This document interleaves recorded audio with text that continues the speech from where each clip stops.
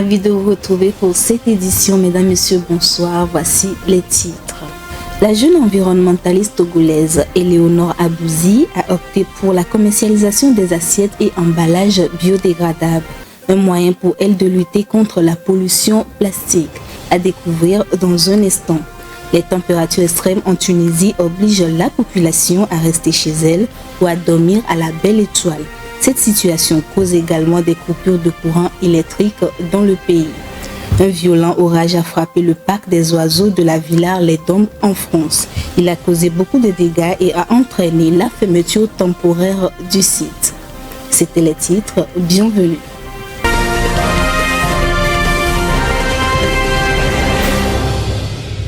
Au Togo, les jeunes ne se réservent pas face au problème du réchauffement climatique. Éléonore Abouzi, jeune environnementaliste, investie dans la commercialisation des assiettes et emballages biodégradables. Pour l'environnementaliste, c'est une solution pour réduire la pollution plastique, freiner l'élan du réchauffement climatique et préserver la biodiversité. Les détails dans ce dossier suivant. Privilégier l'usage des emballages en papier sauverait le monde des effets néfastes du changement climatique. Éléonore Abouzi, jeune environnementaliste togolaise, a opté pour la commercialisation des kits packaging, des bols, des gobelets et des emballages en papier qui n'ont pas d'impact négatif sur la santé humaine et sur l'environnement. Je suis environnementaliste de formation et les questions de santé publique, santé écologique sont des questions qui me tiennent vraiment à cœur. De par mon background éducationnel, en plus de mon éducation académique, j'ai compris que l'environnement présentait des enjeux. Nous savons que le sachet plastique peine à dégrader dans l'environnement. Selon les données de l'OMS et de plein de sources, le sachet plastique peut durer jusqu'à 400 ans. Et ce qui est mauvais, c'est que non seulement ça ne se dégrade pas, mais ça entre dans la chaîne alimentaire. Un sachet plastique qui va se retrouver dans la mer sera ingéré par les animaux qui sont présents dans la mer. Et quand l'humain ira pêcher ce poisson-là qui aura ingéré, en gros, ça va se transmettre dans les différentes parties prenantes de la chaîne alimentaire. Ce qui est dangereux pour la santé déjà, mais en plus pour l'environnement parce que si on prend le Togo, les sachets plastiques qui se retrouvent à décharge à ciel ouvert bouche les caniveaux, donc ça crée des problèmes d'inondation aussi. La raison d'être de Keep Packaging, c'est de remplacer les sachets plastiques dans l'alimentation des Togolais. Donc nous commercialisons des emballages en craft de différents modèles qui sont plus sains et plus respectueux de l'environnement. Sains pour la santé parce qu'ils limitent les transmissions qui vont des emballages au repas, et sain pour l'environnement parce que le papier craft se dégrade très rapidement dans l'environnement. Donc nous avons différents modèles, des bols ronds, des bols rectangulaires, comme vous avez pu le voir. Et ces bols peuvent contenir tout type d'aliments. L'étanchéité varie d'un modèle à un autre, mais globalement c'est des emballages qui peuvent porter des aliments à emporter de tout type, liquide ou solide et chaud ou froid. Certains groupes de restaurants soucieux des questions environnementales luttent contre la pollution plastique et préservent également la santé de leurs clients en choisissant de les servir dans les assiettes biodégradables. Nous faisons partie d'un groupe de plusieurs restaurants, le Blue Turtle, le Bamboo Sushi, la Route des Vins où vous êtes aujourd'hui et le Coffee Shop. Et nous avons à cœur, à part de faire cette activité de restauration, de contribuer à la protection de l'environnement. Il y a une fondation Blue Turtle qui fait beaucoup d'événements et beaucoup d'actions qui vont dans la protection de la faune marine. Aujourd'hui, c'est l'utilisation de plastique non dégradables à usage unique. Donc, c'est pour ça que, principalement, nous avons choisi de passer à l'utilisation de ces contenants en papier. Nous sommes tous plus ou moins concernés par l'impact de la dégradation de l'environnement. Pas plus tard qu'il y a une semaine, tout le monde a vu l'inondation qu'il y a dans l'Obé. Nos clients aussi sont sensibles et ils veulent vraiment nous accompagner dans cette démarche-là. Je peux dire que depuis que nous sommes passés à ces contenants, nous n'avons eu que des retours positifs. Nous sommes très contents de ces contenants-là. Nous en avons eu en plusieurs formats, en plusieurs formes, et ils sont faciles à utiliser, ils sont jolis à voir. Nous n'avons que des avantages à les utiliser. Je ne peux que exhorter tout le monde à essayer déjà et à adopter ensuite l'utilisation de ces contenants en papier. Ils verront. Nous, on a fait le test et on a été convaincus. Essayez et adoptez l'utilisation des packages et des contenants en papier. L'équipe packaging sont accessibles à toutes les couches de la population et à coût abordable. La population togolaise devrait y adhérer pour ensemble lutter contre la pollution plastique, le changement climatique et préserver la biodiversité. Clipper Shipping, une société de navires norvégienne, a été condamnée à une amende de 1,5 million de dollars, soit près de 900 millions de francs CFA, après que l'entreprise a plaidé coupable d'avoir rejeté illégalement l'eau de fond de cale hulieuse depuis le pétrolier Clipper Saturn, près des eaux togolaises. Cette condamnation a été prononcée par la justice américaine. Suivons le commentaire pour plus de compréhension. Selon le bureau du procureur américain pour le district sud du Texas, le 27 septembre et le 1er octobre 2021, le navire Clipper Saturn était ancré près de Lomé au Togo. Le chef mécanicien de l'époque a dirigé le transfert de l'eau de fond de cale hulieuse dans le réservoir d'eau grise du navire qui a été ensuite déchargé directement par-dessus bord sous le couvert de l'obscurité. Pour effectuer cette opération, une section de tuyauterie a dû être retirée et un tuyau a été installé sur le système éducateur. Ce dispositif a été utilisé pour décharger directement les eaux grises par-dessus bord. Le personnel a ensuite réinstallé et repeint la tuyauterie dans la zone pour donner l'apparence que rien n'avait été retiré.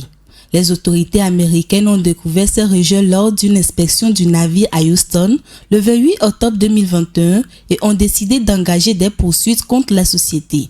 Todd Kim, le procureur adjoint général de la division de l'environnement et des ressources naturelles du ministère de la Justice américaine, a indiqué que la garde côtière américaine doit pouvoir se fier à des registres véridiques à bord des navires et le département de la justice continuera à veiller à ce que les pollueurs soient pleinement responsables de leurs actes.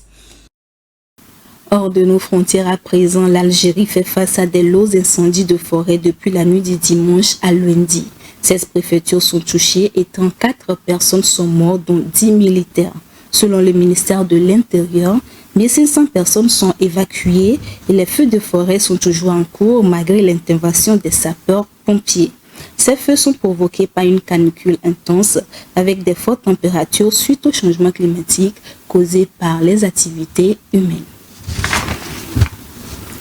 La Tunisie est en proie à une chaleur écrasante. Les températures de 56 degrés Celsius obligent les Tunisiens à rester chez eux ou à dormir à la belle étoile pour trouver un peu de fraîcheur.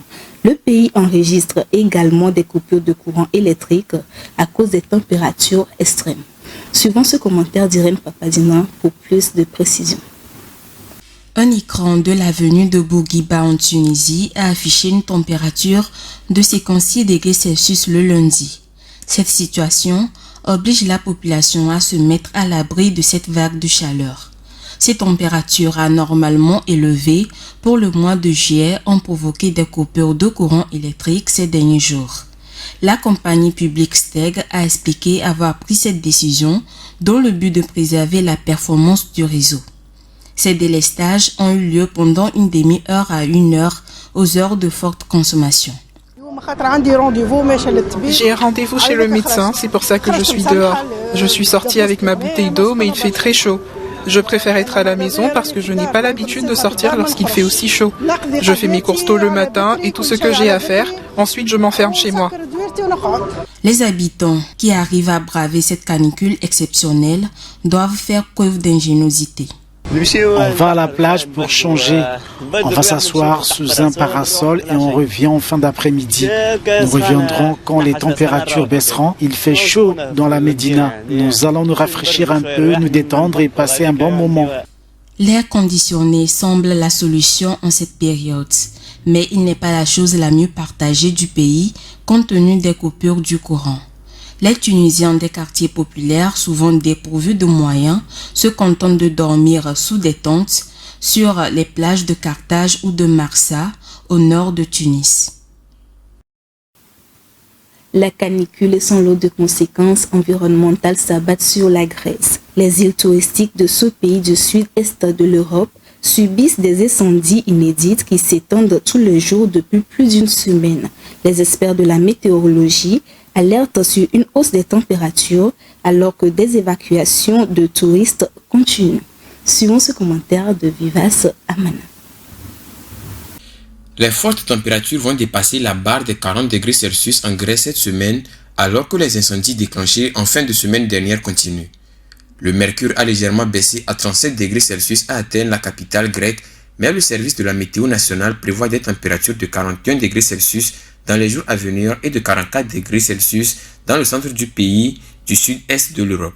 D'après les experts de la météorologie européenne, ce pays méditerranéen connaît l'une des plus longues canicules de ces dernières années. Ces canicules sont la principale cause des incendies qui ravagent le pays depuis plus d'une semaine. Les sapeurs-pompiers sont toujours sur le front où les flammes ont du mal à être maîtrisées.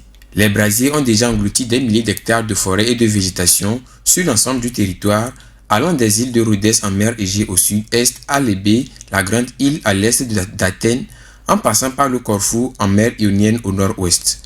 Actuellement, aucune victime n'est à déplorer à ce stade alors que les feux sont attisés par des vents violents.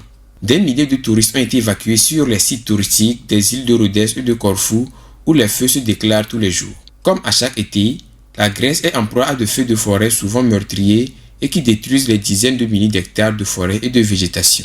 Des centaines de pompiers épaulés d'hélicoptères et d'avions tentent toujours de maîtriser les incendies pour préserver le reste de la faune et de la flore de la Grèce.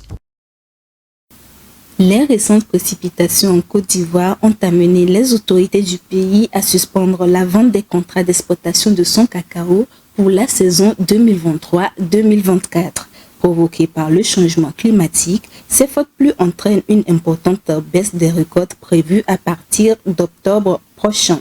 Cette situation alarme les responsables du Conseil Café-Cacao. Retrouvons Irène Papadino.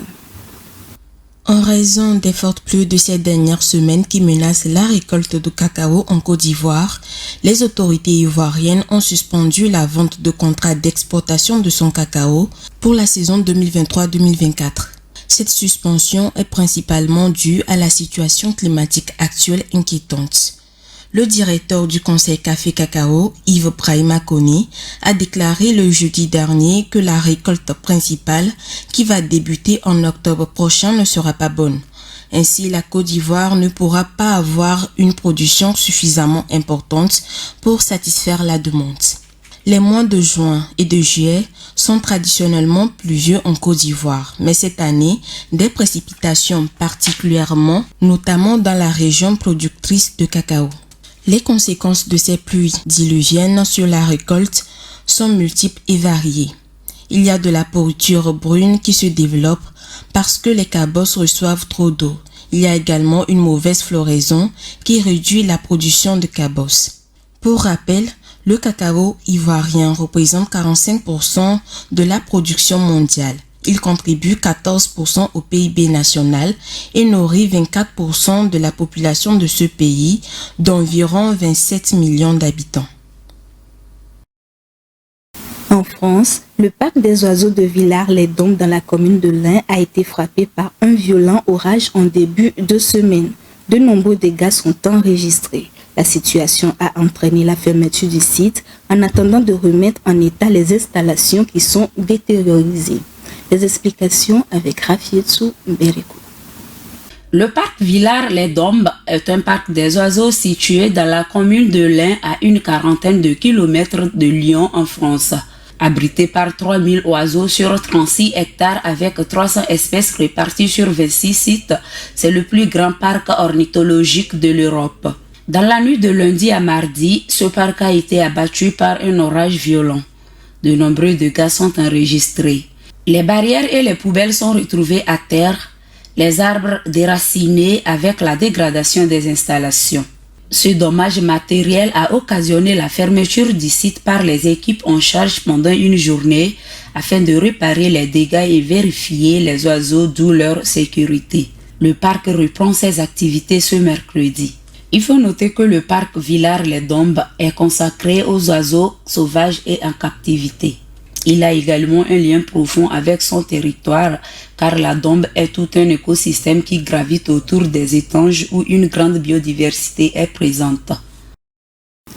La forêt amazonienne perd de sa beauté en Colombie. Cette situation provoque l'insécurité et la violence dans ce pays d'Amérique latine.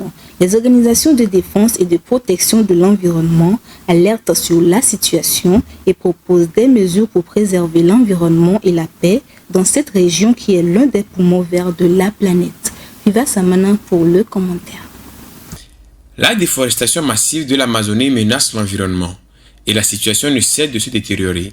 En Colombie, l'environnement connaît une inquiétude de dégradation et les communautés indigènes sont particulièrement affectées.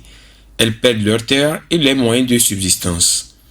Selon un rapport de l'institution publique et scientifique de surveillance de l'environnement IDIM, la forêt amazonienne a perdu en Colombie plus de 200 000 hectares en 2 ans.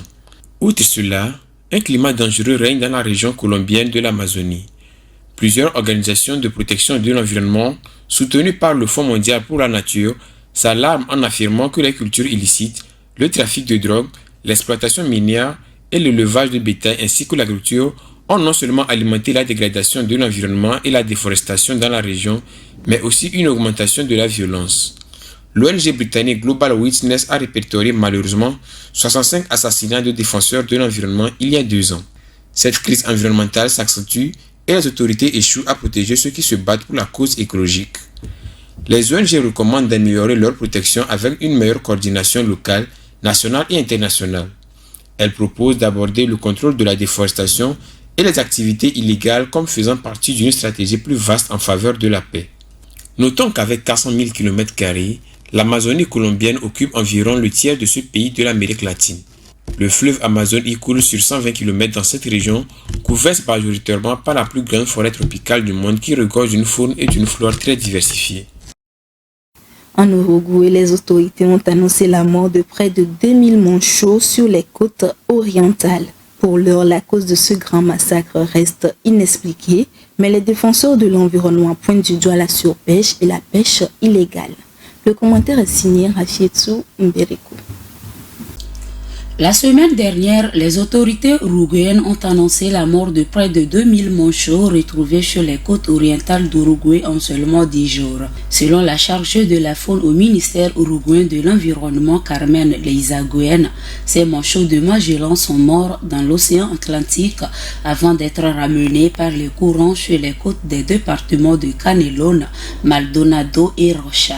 La cause de cette hécatombe n'est pas encore identifiée, mais les défenseurs de l'environnement s'en prennent déjà à la surpêche et à la pêche illégale. Des tests ont été réalisés pour déterminer la présence de la grippe aviaire, mais les résultats se sont révélés négatifs selon Carmen Leizaguen. Elle ajoute en affirmant que 90% sont des jeunes spécimens qui arrivent sans réserve de graisse avec l'estomac vide. Richard Trésor de l'ONG SOS Sauvetage de la faune marine a également souligné. À partir des années 1990 et 2000, nous avons commencé par voir des animaux qui manquaient de nourriture. Selon lui, la cyclone apparue dans l'Atlantique qui a frappé le sud-est du Brésil en mi-juillet aurait probablement entraîné la mort des individus les plus faibles en raison des conditions climatiques. La chargée de la faune au ministère uruguayen de l'environnement a aussi rappelé qu'un carnage similaire avait eu lieu l'année passée au Brésil pour une cause aussi non connue. Ainsi s'achève cette édition. Merci de l'avoir suivi très fidèlement sur Green TV International.